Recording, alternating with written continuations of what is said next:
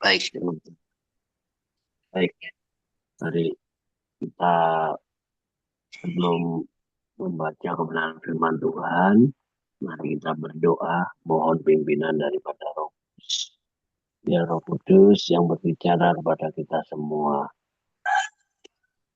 Bapa di surga, selamat pagi. Kami bersyukur, terima kasih di pagi yang indah ini kami masih telah diberi kesempatan untuk bangun di pagi yang indah ini. Di nafas yang segar, kekuatan kesehatan yang prima, dan terlebih lagi pagi yang indah ini kami masih diberi kesempatan untuk memuji, memuliakan nama Tuhan, dan belajar akan kebenaran firman Tuhan. Kami mohon kiranya Roh Kudus yang berkarya dalam kehidupan kami, membuka hati kami, mengosokkan hati kami, dan mengisi hati kami dengan kebenaran firman Tuhan. Firmanlah Tuhan melalui Roh Kudus yang terbentuk kami ini, yang memampukan kami untuk kami boleh mendengar suara Tuhan melalui kebenaran firman yang akan kami pelajari, bahkan mengerti apa yang Tuhan inginkan di dalam kehidupan kami untuk kami lakukannya. Dan Roh Kudus yang memampukan kami untuk kami melakukan firman yang kami dengar, kami pelajari. Biarlah Roh Kudus terus berkarya dalam hidup kami. Kami mohon ampun jika di dalam pikiran hati kami ada hal tidak berkenan di hadapan Tuhan, kata kami, perbuatan kami, mohon ampun Tuhan. Kiranya Tuhan melayakan kami untuk kami boleh belajar kebenaran firman dan melakukannya. Dalam nama Tuhan Yesus kami berdoa dan mengucap syukur. Amin. Ya, puji Tuhan. Pada pagi yang indah ini kami semua telah diperkenankan untuk bangun, diberi nafas yang segar ya. Tentunya kita boleh mengucap syukur seperti Tuhan kehendaki dalam firman-Nya. Mengucap syukurlah dalam segala hal. Baik kita saat ini pagi-pagi mungkin kondisi kita, kesehatan kita kurang begitu mengizinkan, tapi bersyukur Tuhan memberikan kami kekuatan. Tuhan memberikan kami kesempatan. Karena banyak orang diberi kekuatan tapi tidak ada kesempatan. Dan sebaliknya, diberi kesempatan, kondisinya kurang mengizinkan. Ya. Jadi mari kita mengucap syukur dalam segala hal apapun yang kita alami pagi ini. Dan saya bersyukur, terima kasih kepada Tuhan yang memberikan kesempatan kepada saya melalui Bapak Pendeta Raffles Mandiangan untuk menyampaikan kebenaran firman Tuhan. Bukan berarti saya lebih dari Bapak Ibu sekalian, tidak. Tapi saya belajar. Saya belajar akan kebenaran firman ini, biarlah firman ini yang memberikan kekuatan, kemampuan, terlebih lagi kepada saya yang menyampaikannya ini. Karena apa yang saya sampaikan ini bukannya sekedar menyampaikan, tapi saya belajar apa yang Tuhan inginkan dalam kehidupan saya mengenai kebenaran firman Tuhan ini. Baik, saya akan memberi tema firman Tuhan pagi ini, yaitu karena acara ini man woman ya. Jadi tema yang saya bawakan itu yaitu tema yang bersangkutan dengan pria dan wanita. Bagaimana peran pria dan wanita dalam rencana Allah? Ini yang kita harus tahu. Karena berbicara pria dan wanita itu pasti kebanyakan atau pada umumnya itu berbicara mengenai peran. Ya. Karena pada saat ini banyak peran pria dan wanita itu uh, istilahnya tumpang tindih ya. Kadang wanitanya dominan, ya seharusnya kan pria sebagai kepala ya. Tapi ya karena situasi kondisi yang membuat sekarang pria itu seolah-olah tidak berfungsi sebagai pria. Kan begitu ya. Ini banyak yang terjadi. Orang istilahnya bilang apa? Di bawah apa? Di, di bawah ada istilah apa itu? Pria di bawah apa itu? Sehingga nggak berfungsi. Ya. Nah, tapi bukan itu yang akan kita pelajari, tapi kita akan mempelajari mengenai peran pria dan wanita dalam rencana Allah, bukan dalam rencana manusia ya.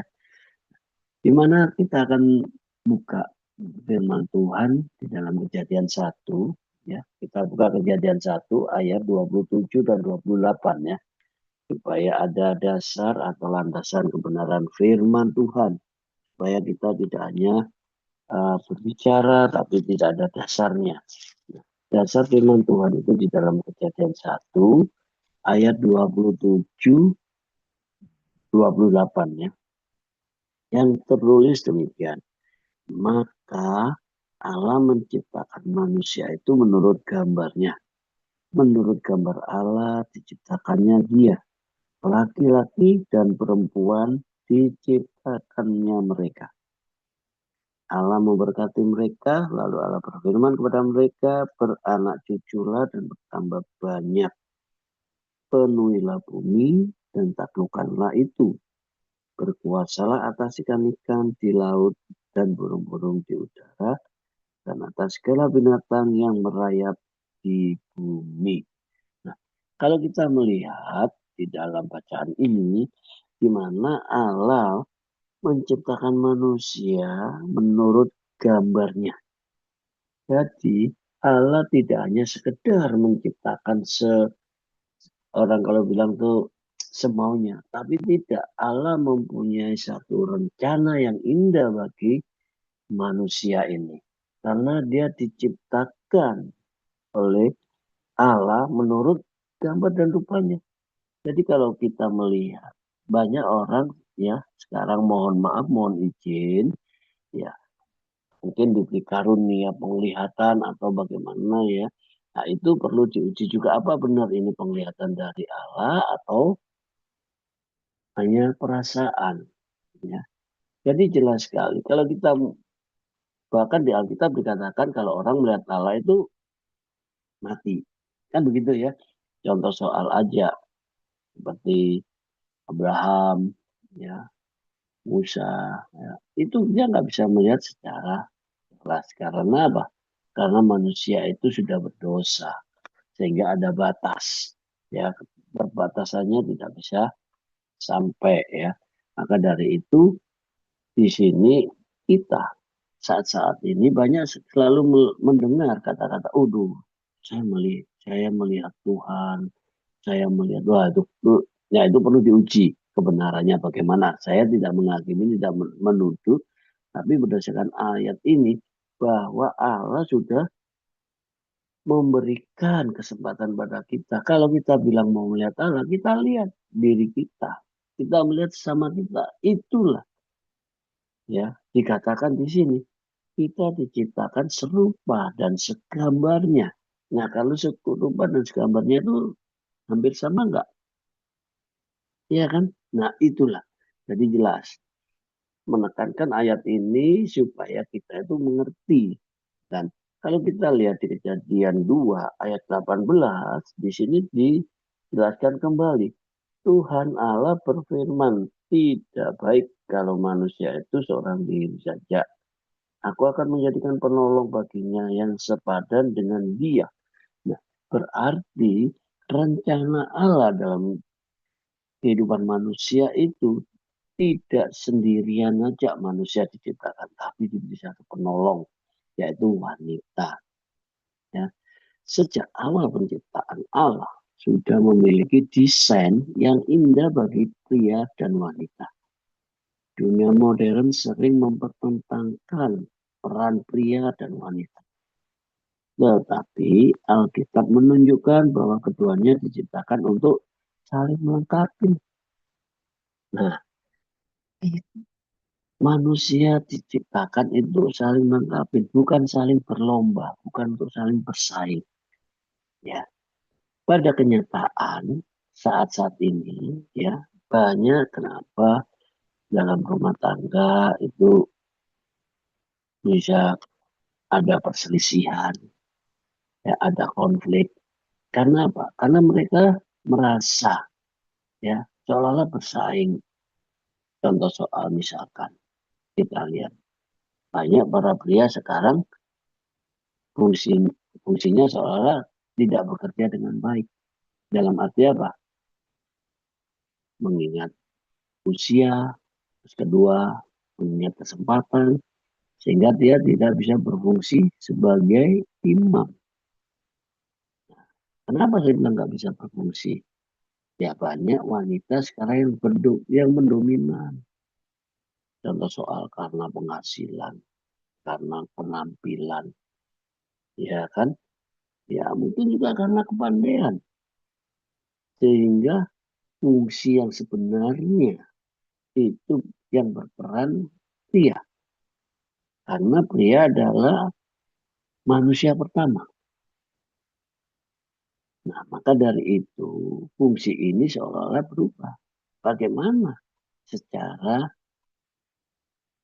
apa menurut Alkitab ya bahwa peran pria dan wanita itu sebenarnya bagaimana?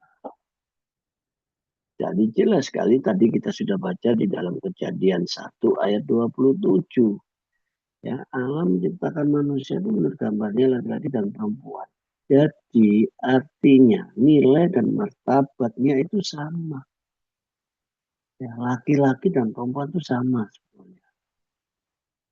Terus yang kedua, tanggung jawab pun tanggung jawab bersama. Sekarang mana ada pria, wanita atau bapak dan ibu, mama dan papa. Tanggung jawabnya, oh itu tanggung jawab papa, oh itu tanggung jawab mama, atau ibu atau bapak. Tidak, sama tanggung jawabnya.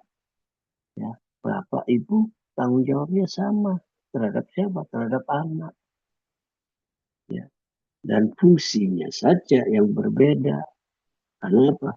Fungsi seorang pria itu adalah sebagai imam atau kepala rumah tangga. Tapi kenyataan banyak berbalik karena satu dan lain hal yang membuat terbalik ini. Seperti saya bilang tadi, wanita lebih dominan, wanita lebih istilahnya kreatif. Nah, ini yang harus kita ketahui lebih dahulu. Hari ini kita akan melihat 3 kebenaran utama tentang peran pria dan wanita dalam rencana Allah. Ya, kita lihat peran pria dan wanita dalam rencana Allah itu apa? Satu, pria dan wanita diciptakan setara dalam nilai, berbeda dalam fungsi. Jadi nilainya itu kita sama.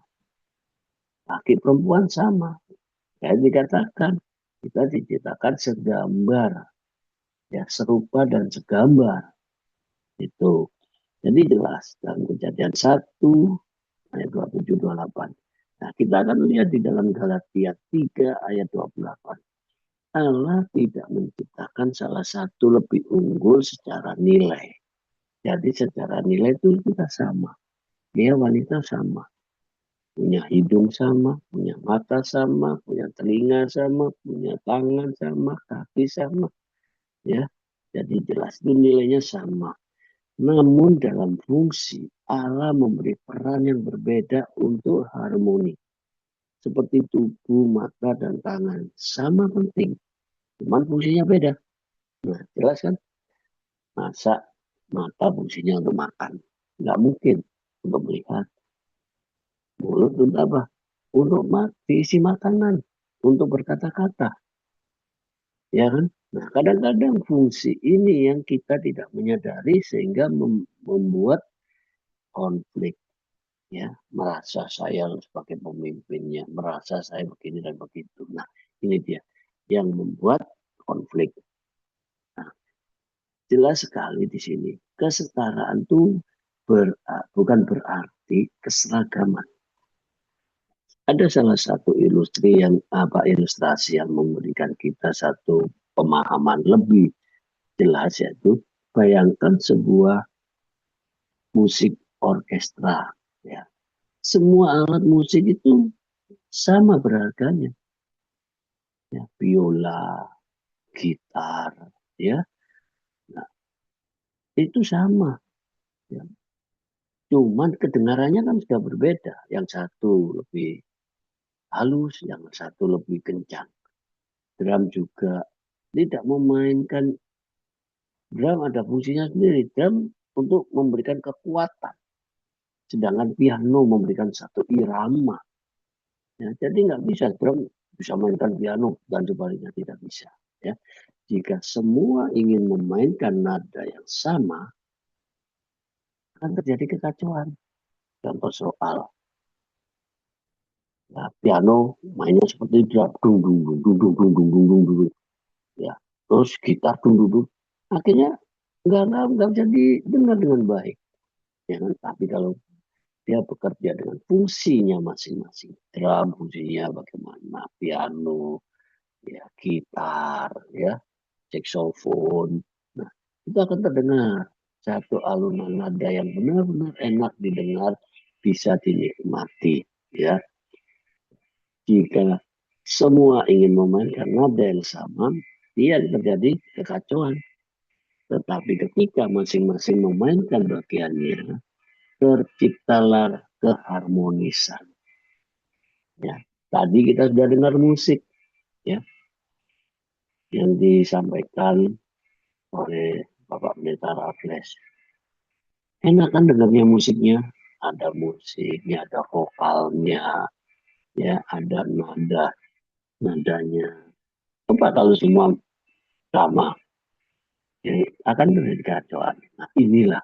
Jadi jelas sekali di poin pertama ini adalah pria dan wanita itu diciptakan setara dalam nilai, berbeda dalam fungsi. Jadi kita itu harus ada satu perbedaan pria wanita, yaitu dari fungsinya.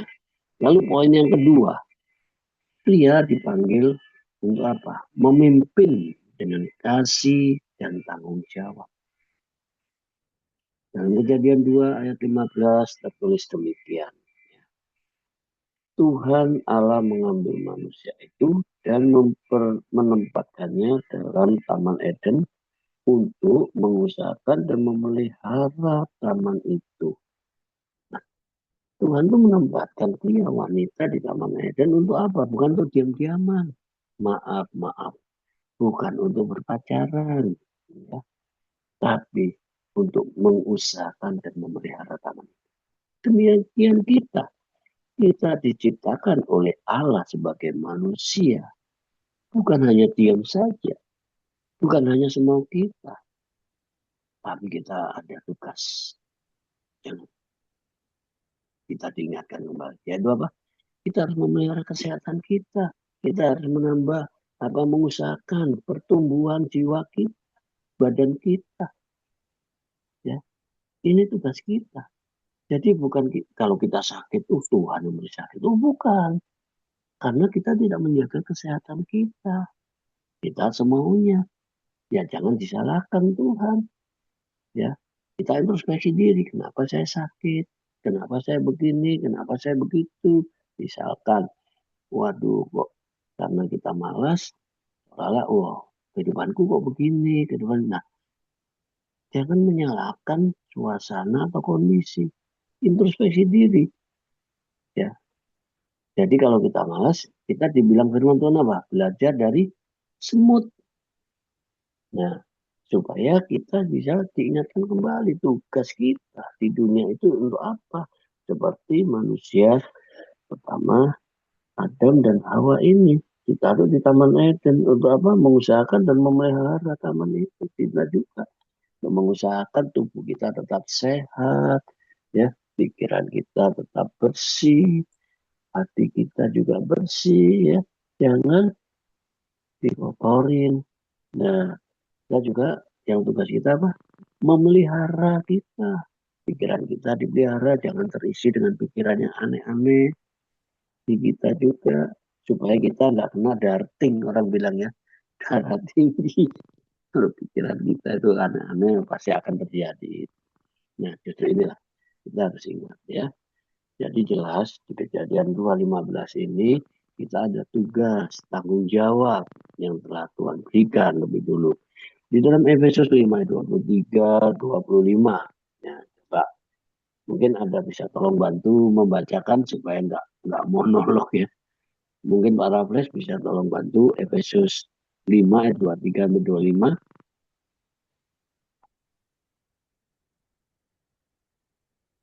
Halo Pak Raffles.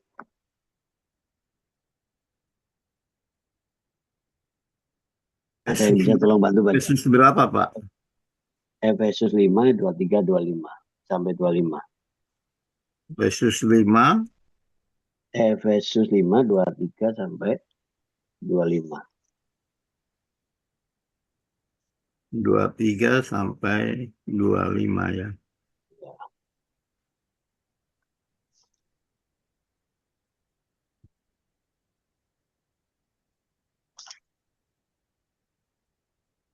Ya, ini Efesus 5 ayat 23. Sebab suami adalah kepala dari istri, seperti Kristus adalah kepala dari jemaat, yaitu tubuhnya.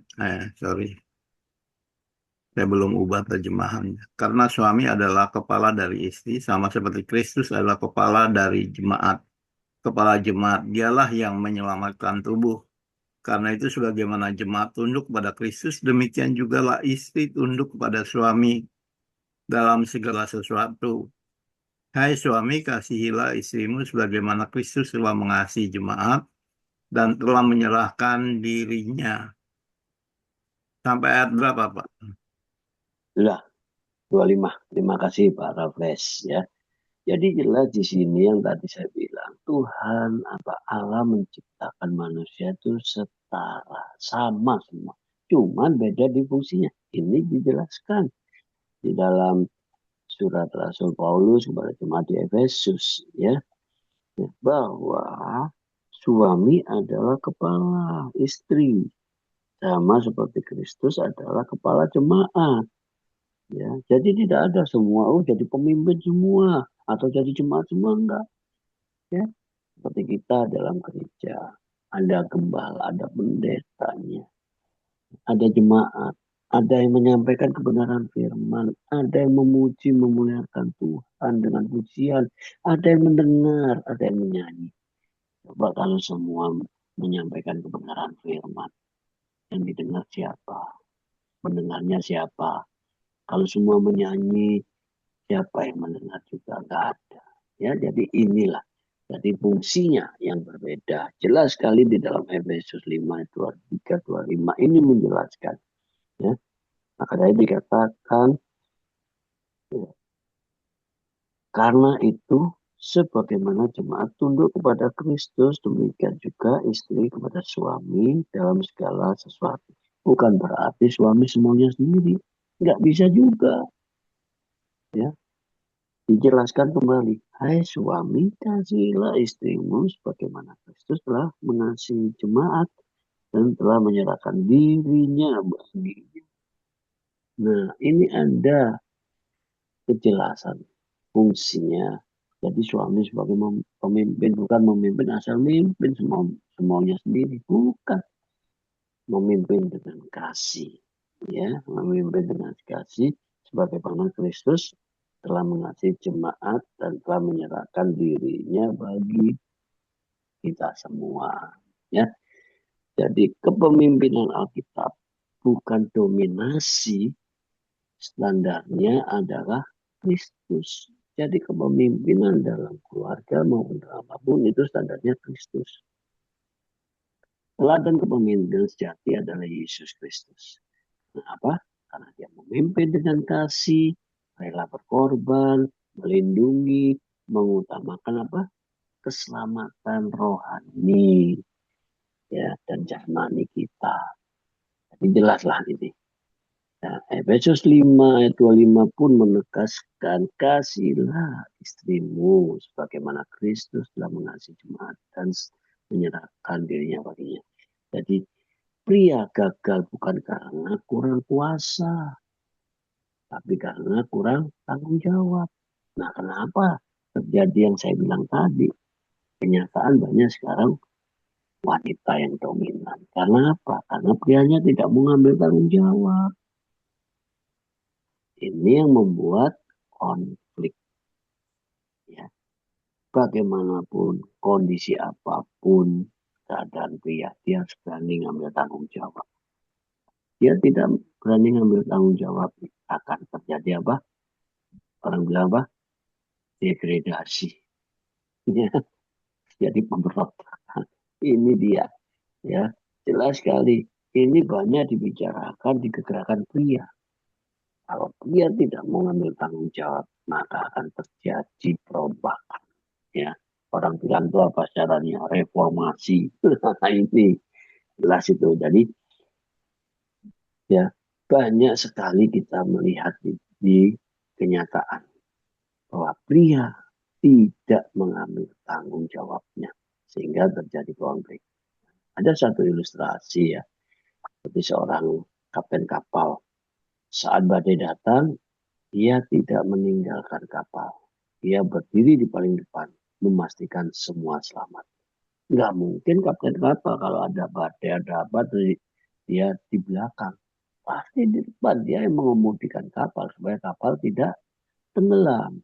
Nah ini salah satu ilustrasi yang memberikan kita bahwa fungsi pria itu adalah sebagai nakoda.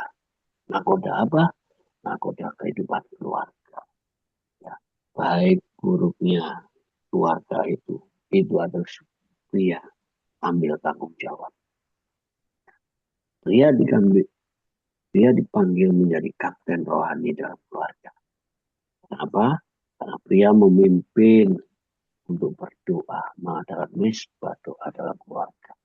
Banyak sekarang pria bukan mengambil apa posisi sebagai imam karena dia tidak mengambil atau tidak mau memimpin, tidak mau mengajak doa bersama. Kalau sudah capek tidur, sudah tidur, ya kan? Nah, coba berikan waktu para pria-pria sejenak untuk berdoa bersama-sama. Inilah yang Tuhan mau, ya. Terus kedua, mengambil keputusan dalam hikmat. Ya, pria harus berani mengambil keputusan. Jangan semua dikit-dikit diserahkan ke wanita. Banyak kan sekarang anak-anak kalau ada mau sesuatu bicara, tanya mama itu. Prianya selalu bilang itu, tanya mama, tanya ibu. Akhirnya berfungsi nggak prianya? Nggak berfungsi. Dia harus berani mengambil tanggung jawab itu. Ya. Nah, berani mengambil keputusan. Jangan hanya sekedar melimpahkan. Ya. Bertanggung jawab atas arah keluarga. Inilah pria dipanggil menjadi pemimpin. Ya. Nah, poin yang ketiga, yaitu wanita dipanggil menjadi penolong yang kuat dan bertampak. Ayatnya di mana? Kejadian 2 ayat 18 ya. Kita balik lagi ke kejadian 2. Kejadian 2 ayat 18. Mungkin ada yang bisa tolong bantu baca supaya kita bisa tidak tertidur. Ya. Anda yang bisa bantu kejadian 2 ayat 18. Kemudian Tuhan Allah berkata, tidak baik jika manusia itu seorang diri saja. Aku akan menjadikan seorang penolong yang sepadan dengan dia. Nah, jelas ayat ini sudah jelas bahwa Allah memberikan penolong yang sepadan. Bukan yang penolong lebih tinggi dari kita. Ya, dari pria tidak. Sepadan. Ya, maka dari itu fungsi pria itu harus lebih untuk fungsinya. Nilainya adalah sama. Ya, jelas. Jangan berbalik. Kenapa? Ya, karena ini berbicara bukan lebih tinggi atau lebih rendah. Itu sepadan. Ya, aku akan menjadikan penolong baginya yang sepadan dengan dia. Dengan siapa? Dengan manusia atau dengan pria. Kata penolong dalam bahasa Yunaninya atau bahasa Ibraninya Ezer. Juga dipakai untuk Allah sebagai penolong Israel. Ya. Itu bukan kata lemah. Itu kata kekuatan. Jadi coba kalau kita lihat. Wanita sama pria secara fisik memang kuat wanita pria. Ya, jelas kan? Kalau bilang, pria lebih kuat bukan wanita. Sedangkan wanita itu dia mempunyai kekuatan yang beda dengan kekuatan pria. Pria kelihatannya kuat, padahal lemah. Ya kan? Karena apa? Karena dia nggak ambil tanggung jawabnya. Nggak berani ngambil tanggung jawabnya, sehingga dia lemah. Posisinya dia akhirnya turun, nggak berfungsi ke sana. Nah, ini karena dia tidak mau ngambil tanggung jawab. Ya. Wanita adalah apa? Mitra strategis. Wanita itu penolong kehidupan. Ya, sumber hikmat dan mempunyai pengaruh kuat. Contoh soal kalau kita dalam pertemuan-pertemuan aja, dalam doa, ibadah, yang lebih dominan, yang lebih banyak hadir, dia apa wanita? Pasti wanita. Ya, kelompok itu pasti paling banyak wanita. Kalau diadakan doa, yang lebih suka berdoa itu wanita atau pria? Wanita. Nah, prianya kemana? Nah, ini dia. Ya, ini sering terjadi sehingga pria dianggap tidak berfungsi. Karena dia tidak ambil tanggung jawabnya. Dia harus ambil tanggung jawab ya. Dalam Amsal 31 ayat 30 ya, kemolekan adalah bohong dan kecantikan adalah sia-sia. Tapi istri yang takut akan Tuhan dipuji-puji. Ini ya, istri takut akan Tuhan dia akan dipuji-puji. Nah, Alkitab mencatat banyak wanita yang dipakai Allah. Contohnya Deborah, hakim dan nabi yang memimpin Israel. Esther menyelamatkan bangsanya. Maria karena ketaatannya dengan perintah atau malaikat Allah, maka dia mengandunglah, melahirkan sang juru selamat Yesus. Coba kalau Maria nggak mau, kalau Maria masih berkeras hati, ya, maka dari Roh Kudus memakai Maria, maka melahirkan seorang yang disebut Yesus juru selamat kita itu. Nah, ini karena dia taat, dia malah nggak taat. Nah, wanita bukan sekedar pendukung, tetapi bagian penting dari pengenapan rencana Allah. Jadi bapak-bapak, kaum pria, jangan meremehkan, jangan menganggap rendah wanita. Ya, kita adalah sepadan. Karena Tuhan memberikan kita teman yang sepadan untuk menolong kita. Ada satu ilustrasi kembali, jika pria adalah fondasi rumah, wanita adalah atmosfer rumah. Ya, fondasi memberi kekuatan, tetapi atmosfer memberi kehidupan. Ini rumah yang kuat tanpa kehangatan akan terasa dingin. Rumah yang hangat tanpa fondasi akan runtuh. Nah, jadi wanita itu adalah fondasinya. Fondasi lebih kuat nggak? Kuat. Ya, jadi jelas sekali keduanya itu diperlukan. Bukan satu. Wah, nggak usah ini aja. Enggak. Keduanya diperlukan. Nah, Tuhan menciptakan pria wanita sepadan. Ya. Jadi rencana Allah adalah sinergis, bukan persaingan. Jelas. Jadi baik wanita pria bukan satu persaingan. Jangan pria merasa wanita menyaingin saya. Tidak. Ya, ada fungsinya masing-masing. Dalam 1 Korintus 11 ayat 11 tertulis, dalam Tuhan tidak ada perempuan tanpa laki-laki. Dan tidak ada laki-laki tanpa perempuan. Allah tidak menciptakan pria dan wanita untuk bersaing. Dia menciptakan mereka untuk apa? Untuk bersinergis. Ya. Untuk apa? Untuk saling menghormati. Untuk saling menguatkan. Untuk saling melengkapi. Ya. Jadi kita harus sadar sebagai pria-pria. Jangan merasa bahwa, waduh, kok begini, kok begitu. Kaum wanita, bukan. Tuhan memberikan sepadan dengan kita. Jika pria memimpin dengan kasih, jika wanita mendukung dengan hikmat, maka keluarga kuat, gereja sehat, dan bangsa diberkati. Inilah yang harus kita ingat. Ada satu refleksi diri kita sebagai pria. Apakah pria sudah memimpin dengan kasih Kristus? Kita renung sejenak, kaum pria. Apa kita sebagai pria sudah memimpin dengan kasih Kristus? Apa mungkin kasih manusia? Nah ini, kalau memang kita sudah memimpin dengan kasih Kristus, mari kita terus implementasikan kasih itu dalam kehidupan kita kepada bersama kita. Untuk wanita, apakah wanita sudah berjalan dalam kekuatan dan hikmat Tuhan? Apa hikmatnya sendiri? Akhirnya muncul konflik, seolah-olah merasa lebih. Nah ini, jadi apakah wanita sudah berjalan dalam kekuatan dan hikmat Tuhan? Mungkin kalau selama ini kita berdasarkan pikiran kita, kemauan kita, mari kita bertobat. Kita minta ampun sama Tuhan, biar hikmat Tuhan itu boleh terekspresi dalam kehidupan kita. Lalu apakah kita membangun kemitraan atau persaingan? Jangan sampai ini terjadi. Kalau kita menyadari akan kebenaran firman ini. Allah menciptakan wanita bukan untuk dibuat persaingan pria.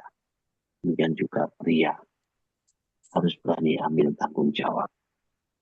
Ya, kalau tidak, maka runtuhlah kekuatan kita. Ya. Mari kita sama-sama kembali kepada desain Allah, rencana Allah semula. Karena ketika kita berjalan sesuai dengan rencana rancangan pencipta, hidup kita akan menghasilkan buah yang memuliakan Tuhan. Sampai di sini renungan firman Tuhan yang saya sampaikan, biarlah renungan ini boleh menjadi rema bagi kita semua dan kita boleh makin dikuatkan, makin dekat kepada Tuhan. Mari kita berdoa. Bapa di surga, kami bersyukur terima kasih karena kami boleh belajar akan peran pria dan wanita dalam rencana Allah. Ya, rencana Allah ini boleh terjadi dalam kehidupan kita, baik pria maupun wanita.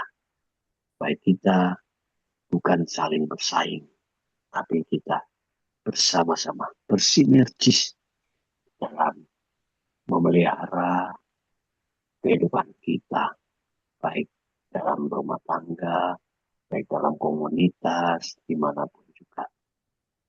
Dan beri kami sebagai kaum pria untuk berani mengambil tanggung jawab sebagai imam, sebagai kepala, dan kemudian juga wanita sebagai penolong yang Tuhan berikan sepadan dengan kita. Ya Tuhan, dalam renungan ini kami selalu diingatkan bahwa peran pria dan wanita boleh menjadi kekuatan dalam hidup kita, di mana Tuhan sudah menciptakan kita sungguh baik adanya. Tadi pria diciptakan setara dalam nilai, tapi berbeda dalam fungsi.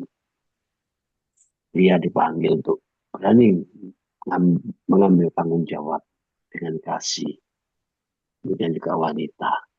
Wanita panggil untuk menjadi penolong yang kuat dan berdampak. Sehingga rencana Allah ini boleh terjadi dalam kehidupan saling menguatkan, saling menolong, saling melengkapi. Terima kasih Bapak untuk firman yang indah ini. Anakmu sudah berhenti berbicara, biar Roh Kudus terus berbicara kepada kami pribadi lepas pribadi. Hanya di dalam nama Tuhan Yesus kami berdoa dan bersyukur. Amin. Silakan Pak Rafle.